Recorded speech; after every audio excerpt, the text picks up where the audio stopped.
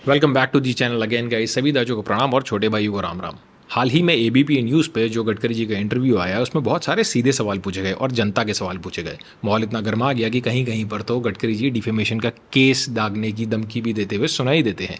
तो इस पूरे इंटरव्यू का पोस्टमार्टम मैं लेकर आया हूँ बिल्कुल संक्षेप में, जहाँ पर आपको पूरी बातें पता चलेंगी आपके मुद्दे की कि इथेनॉल से आपकी लाइफ में आगे क्या फ़र्क पड़ने वाला है, आपकी गाड़ी की क्या हालत होने वाली है और आगे क्या प्लान है गवर्नमेंट के पास।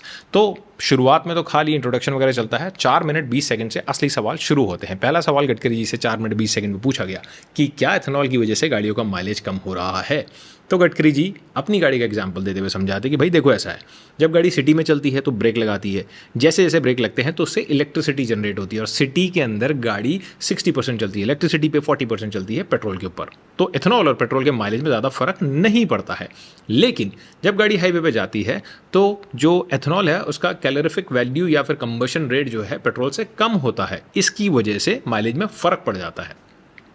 तो रिपोर्टर कहती है अच्छा चलिए, मतलब आप मानते हैं, क्योंकि एआरआई की रिपोर्ट भी कहती है कि गाड़ियों के माइलेज में 6% जो है माइलेज डाउन हुआ है, तो आप ये मानते हैं कि माइलेज कम हो जाता है। We have studied varied vehicles because this was selected by OEMs along with us.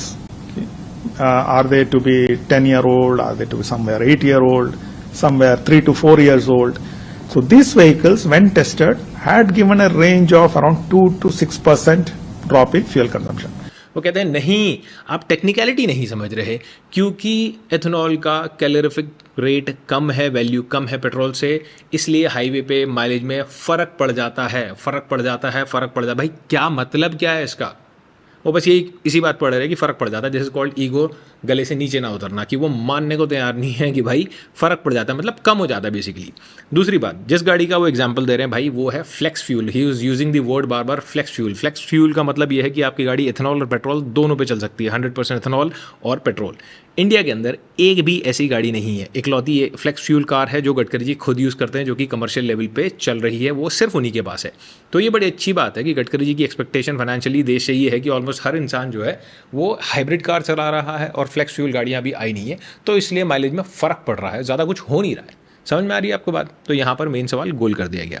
अब रिपोर्टर जब इस बात पे थोड़ा और इंसिस्ट करता है कि बेसिकली अगर मेरी गाड़ी में माइलेज कम हो रहा है तो उसका सोल्यूशन क्या है या फिर मैं उसे कैसे टैकल करूँ, तो वो कहते हैं कि आपको कैसे पता कि आपकी गाड़ी का माइलेज कम कैसे हो रहा है। तो इंटरव्यू जब 13 मिनट पे पहुंचता है तो गडकरी जी कहते हैं कि आप अपनी गाड़ी का माइलेज कैसे चेक करते हैं। रिपोर्टर कहती हैं कि जैसे हम रोज़ करते हैं, हमको पता चलता है, आइडिया आता है कितना तेल डला है, कितना गाड़ी चली। कह रहे नहीं नहीं नहीं, ऐसे माइलेज चेक नहीं होता भाई, आपको ऑथराइज सर्विस सेंटर ले जाना पड़ेगा गाड़ी को। वहाँ पर एक मशीन है जो आपको बताएगी कि आपकी गाड़ी का माइलेज कम हो गया। वो मशीन आपके घर में थोड़ी लगी है, एग्जैक्ट वर्ड्स, वो मशीन आपके घर में थोड़ी लगी है जो आपको माइलेज बताएगी। मतलब आप और हम अपनी गाड़ी जो रोज़ चलाते हैं, हम डैश हैं भाई, ठीक है, हमको नहीं पता हमारी गाड़ी का कितना माइलेज है, हमको नहीं पता, ये बेसिक कैलकुलेशन करने में हम सक्षम नहीं हैं। लेकिन economically we are good enough कि हम हाइब्रिड कार चला रहे हैं, तो माइलेज में फ़र्क पड़ रहा है, हम माइलेज नाप नहीं पा रहे, हमें ऑथराइज सर्विस सेंटर जाना पड़ेगा। फिर बात आती है कि इथेनॉल की वजह से अगर गाड़ी में प्रॉब्लम आ रही है तो क्या करें, क्योंकि गडकरी जी ने ये बोला था कि किसी भी गाड़ी में इथेनॉल की वजह से अगर प्रॉब्लम आए तो मुझे बताएं। तो उन्होंने बोला कि भैया ऑथराइज सर्विस सेंटर में जाएं, अपनी कंप्लेन रजिस्टर कराएं, उनसे मेंशन करवाएं कि गाड़ी में इथेनॉल की वजह से प्रॉब्लम आई है और उस कंप्लेन को हमारी मिनिस्ट्री को मेल करें। अब पेट्रोलियम में करें या ट्रांसपोर्ट में, ये मैं श्योर नहीं हूँ, क्योंकि गाड़ी दिक्कत में आई है आई फ्यूल की वजह से, और सर की मिनिस्ट्री भी तो क्लियर नहीं है ना यार, तो थोड़ा सा गड़बड़ है मामला, थोड़ा कन्फ्यूजन है मेरे को इस बारे में। बट उन्होंने ये बताया कि अगर एथेनॉल की वजह से गाड़ी में प्रॉब्लम आती है, सर्विस सेंटर से आप ये बात मेंशन कराएं, कंप्लेन रजिस्टर करें और उनकी मिनिस्ट्री को मेल कर दें। भैया दोनों को कर देना, कहीं से तो जवाब आएगा।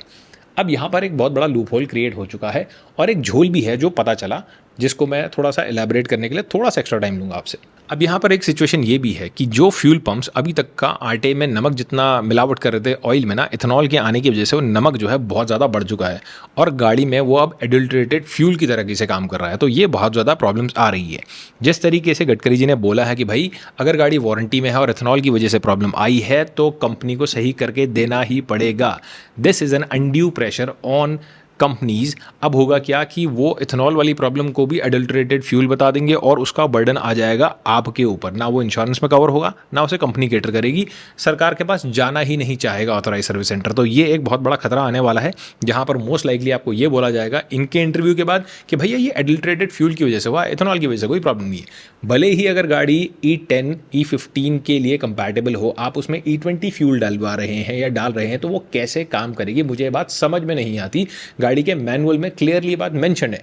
सो this loophole will be utilised and exploited by car companies कि वो अब ये बिल्कुल भी नहीं बोलेंगे कि गाड़ी में एथेनॉल की वजह से प्रॉब्लम है, वो साफ साफ बोलेंगे कि गाड़ी में प्रॉब्लम एडल्ट्रेटेड फ्यूल की वजह से है, चाहे वो एथेनॉल की वजह से ही क्यों ना हो, चाहे उनकी गाड़ी सिर्फ E10 कंप्लायंट ही क्यों ना हो। तो ये चीज़ आप नोटिस करना, जब भी ये चीज़ आएगी भाई याद ज़रूर करना कि मैंने क्लियरली बताया था। जो थर्ड पार्टी सर्विस सेंटर है वो ये बोल सकते हैं क्योंकि भाई उनको किसी का रिस्क नहीं है, लेकिन authorise service centre will never say कि प्रॉब्लम इथेनॉल की वजह से। वो हर बार अब यही बोलने वाले हैं कि प्रॉब्लम एडल्ट्रेटेड फ्यूल की वजह से है। तो अब आपको करना ये है कि उनसे रिटर्न में लेना है कि एडल्ट्रेटेड फ्यूल की वजह से है, और आपको पेट्रोल स्टेशन या गैस स्टेशन जो भी है उसके अगेंस्ट कंप्लेंट डालनी है, अगर आप चाहते हैं कि आपकी जेब पे बर्डन ना पड़े। तो दोनों ही कंडीशन में देखो पिसना आपको ही है।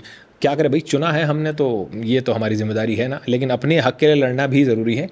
सो मेक श्योर अगर एडल्ट्रेटेड फ्यूल की वजह से ये प्रॉब्लम बता रही है कंपनी, उसे भी रिटर्न में लें और कंप्लेंट फाइल करें उस फ्यूल पंप के अगेंस्ट जहां से आपने फ्यूल डलवाया था। इसी तरीके से आप अपना पैसा और अपनी गाड़ी को बचा सकते हैं, क्योंकि फ्यूल इंजेक्टर्स का खर्चा भाई हल्का फुल्का नहीं होता, मोटा खर्चा आता है। ये बात आप जानते हैं, स्पेशली अपर सेगमेंट की गाड़ियों में। अच्छा, अगर कंप्लेंट्स की बात करें, जब रिपोर्टर ने ये पूछा कि आपके पास कंप्लेंट नहीं आई, सोशल मीडिया पे इतनी सारी चीज़ें डल रही, तो कहते हैं सोशल मीडिया पे तो कुछ भी डलता है यार, वहाँ चीटी लगता हुआ दिखा दिया फ्यूल के ऊपर, जो बात सही भी है कि यार ऐसा थोड़ी होता है। बट वो ये बोलते हैं कि हमारे पास एक भी कंप्लेंट नहीं आई है।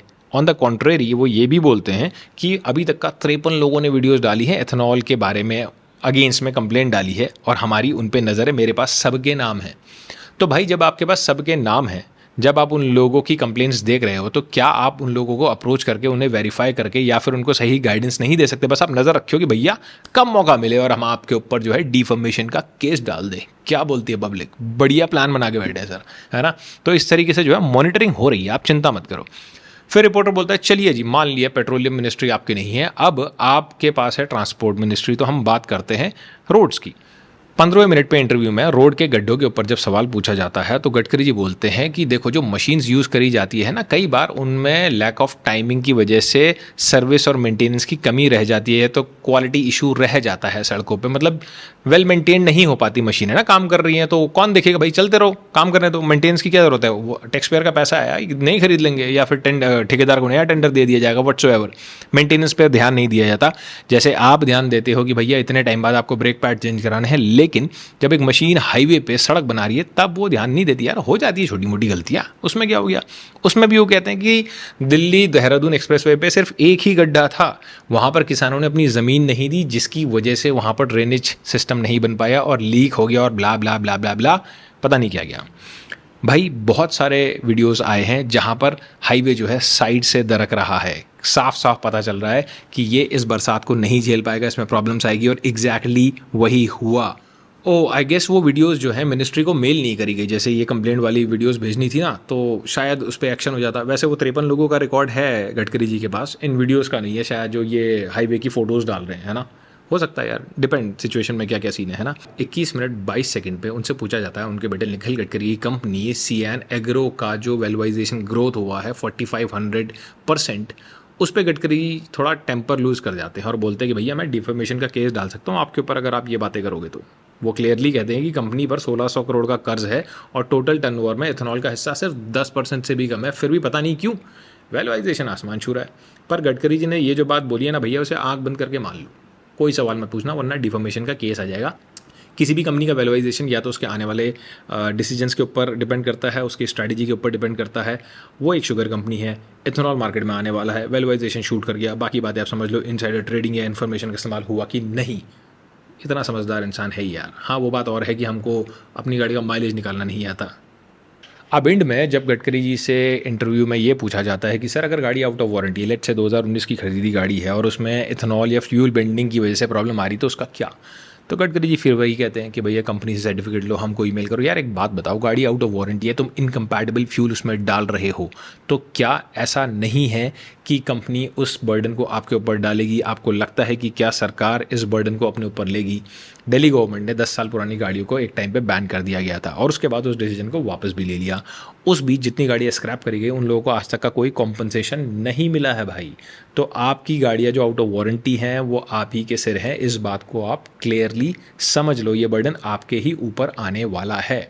Nitin Gadkari ji is undeniably India's one of the most performing minister doing excellent work for national infrastructure. लेकिन इथेनॉल ब्लेंडिंग के मामले में मैक्रो इकोनॉमिक्स तो जीत रही है, मतलब हम अपना इंपोर्ट तो घटा रहे हैं but at the same time आम आदमी की जेब के ऊपर बहुत ज़्यादा बर्डन आ रहा है। सरकार को E20 रोल आउट करने से पहले उसके साइड इफ़ेक्ट्स को पब्लिक के साथ 100% ट्रांसपेरेंसी के साथ शेयर करना चाहिए था, उनको कॉन्फिडेंस में लेना चाहिए था, उनको बताना चाहिए था। और इतनी जल्दी क्यों थी भाई? E20 रिक्वायरमेंट है, एथेनॉल आना चाहिए, मैं इस बात से बिल्कुल डिनाई नहीं करता हूँ। ऑल्टरनेटिव फ्यूल की ज़रूरत हमारे देश को है, लेकिन किस कीमत पे, ये भी मैटर करता है।